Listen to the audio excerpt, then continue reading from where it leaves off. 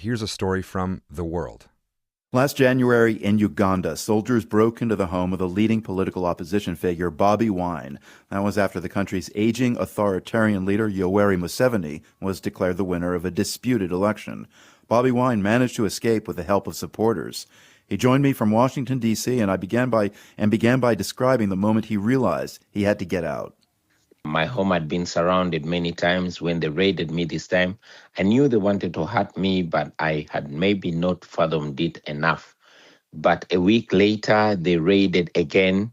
Even when they knew that I was not in my house, they beat my wife and family members so bad, they stripped my wife naked and took pictures of her, which were later to be shared by the Chief of Defense Forces, who is also the son to the president. And he went ahead to put a bounty on my head, instructing that I should be delivered to him, dead or alive, so he could castrate me.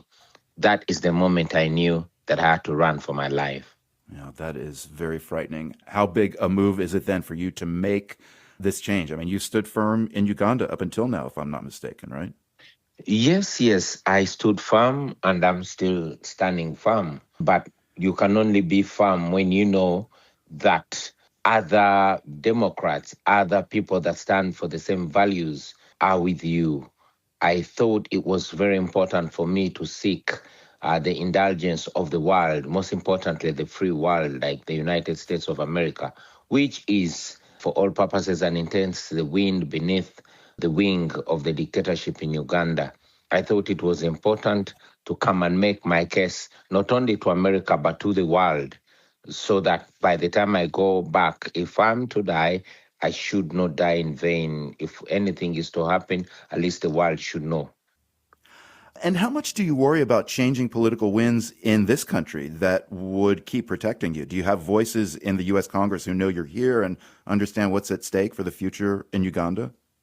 Our hope still stands with those people, however few they are in the United States administration, to raise our voices. We know that all through history, it is the voice of the few that have influenced change, while those that are oppressed are fighting on the ground. So while those our comrades in Uganda are still standing, holding fort, and trying to ensure that they don't give up, we largely rely on the influence of the United States, well knowing that the Ugandan government depends on the United States decisions. So your supporters in Uganda do have a lot to be concerned about, notably President Yoweri Museveni's son, General Muhoozi Kainerugaba. Tell us about your relationship with him. He's the chief of defense forces. Was he the one who ordered the soldiers into your home? General Museveni's son, who is the heir apparent to his father, has said it time and again that he does not believe in democracy. Just last week, he switched off the Uganda's last independent media, the Nation Media, and he also closed down Uganda's last independent newspaper, The Monitor. He tweeted that he does not believe in free speech. He has many times warned on torturing people, and he has done it, and is not shy to mention it.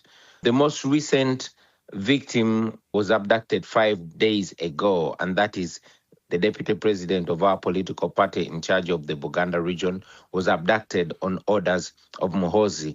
As we speak now, his whereabouts are still unknown, and yet the abduction was carried out in full view, live on camera, and it was broadcast on the news. He was intercepted by the police and police traffic, and then gun-wielding men in plain clothes with a car that has no license plate came, shoved him into a car, and drove him away. He has never been seen again. Very many people have disappeared in similar circumstances. Many have been missing for up to 5 years.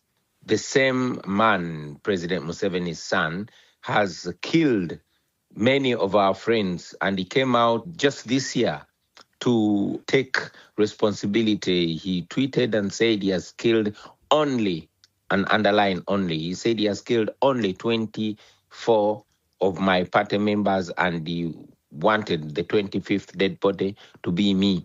So he has always come out and made it clear that he's the one carrying out these atrocities. Unfortunately, the world's known democracies, including America, continue to obnob with him. Just recently, a few days ago, the acting ambassador of the United States was standing shoulder to shoulder with General Muhoozi after he abducted the former Lord Mayor of Kampala, who is also a senior lawyer. Yeah, and Bobby Wine, you said that General Kainerugaba, that's Museveni's son, he does not deny these allegations? No, he does not deny these allegations. As a matter of fact, he takes pride in them. If you follow his Twitter handle, he comes out and tweets he ordered the abduction of the former Kampala mayor. Bobby Wine, you're a relatively young politician who has connected with people in Uganda in a very grassroots way as a musician with thoughts about your country. People see you.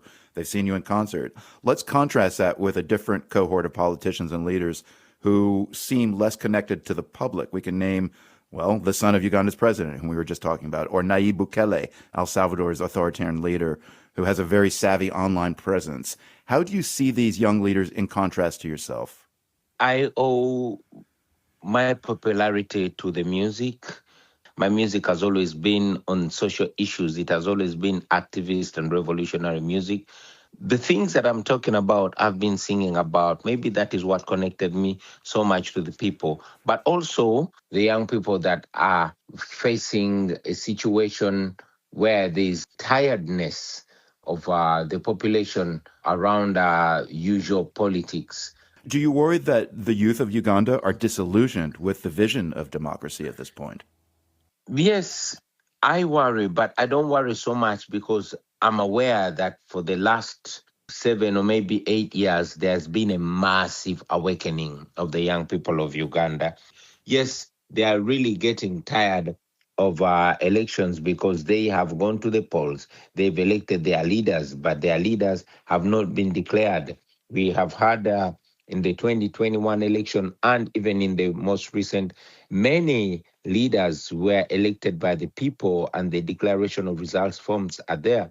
But the regime has gone ahead to declare its own choices winners, even when they come out as in the 3rd or 4th position.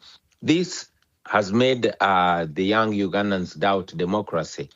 We are Democrats. We believe in democracy, but we also know that we alone cannot achieve democracy, that democracy is not a one-country effort. It's an international effort. We are a young country. The median age in Uganda is 16. Uganda is the second youngest country in the world, but it is ruled by people in their late 70s and 80s. It reminds us that we must focus on institutions that outlive human greed and human interest, that Africa's problem and the world's problem are the leaders that get drunk on power. Bobby Wine is Uganda's leading opposition figure. He joined me from Washington, D.C. From PRX.